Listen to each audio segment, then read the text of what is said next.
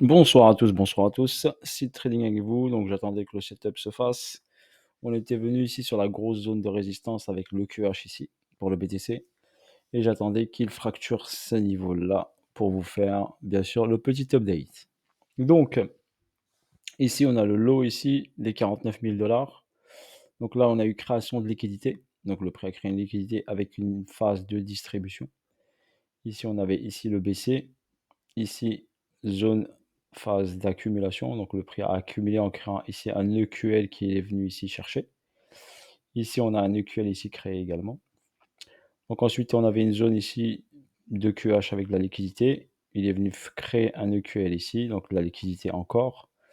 Et ensuite, il est venu travailler cette zone de QH à forte résistance. Donc c'est une zone à forte résistance qu'il a mis du temps un peu à casser. Il a mis un peu de temps, hein. Donc il est venu la titiller le 20 août et il l'a cassé le 23 août. Donc il a mis 3 jours à travailler cette liquidité, ce niveau, on va dire, pour pouvoir le fracturer. Donc on est venu prendre la liquidité du BC. On est sur l'UT. Donc l'UT est en formation. Il n'est pas terminé, hein. Donc après, on reviendra ici sous le BC. On reviendra dans la fourchette, donc sous les 62 600. Là, il vient de combler le déséquilibre. Il y avait un déséquilibre ici. Il est venu prendre ici un inducement, on appelle ça, une intention haussière. Donc là, il est sur la prise de liquidité. Donc cette semaine, si on regarde en H1, donc cette semaine, on a une phase de latéralisation ici.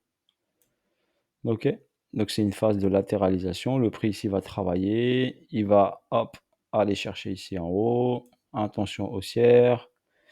Petite phase de manipulation. Donc on va devoir manipuler cette zone-là. On va devoir la manipuler. Ok, et quand elle sera manipulée ici, quand on reprendra ce high ici, ok, on va voir ce que le prix fait. Est-ce qu'il fait il fait ici une zone, il la manipule et il revient ici dans la fourchette sous les 62 600. Donc le prix va nous redonner l'information. Je le vois bien faire ça. Venir ici, revenir ici sous les 61 500 ici et après on voit ce qu'il fait. Ok, de toute façon il va travailler la zone. Ok, ici on a de la forte liquidité, hein, n'oubliez pas, hein, EQL, EQL, EQL. Donc après avoir travaillé ici, je vais le laisser bosser. Soit il fait ça, il revient en haut. Après, il doit aller purger tout ça. Il doit aller purger toute cette liquidité-là. Donc on doit s'attendre à une petite purge de cette liquidité, d'accord, pour reprendre de la force et ensuite repartir sur un élan haussier. Voilà ma vision, je vous la partage, hein. Ok, step by step, je vous ferai les updates au fur et à mesure que vous puissiez comprendre ce qui se déroule.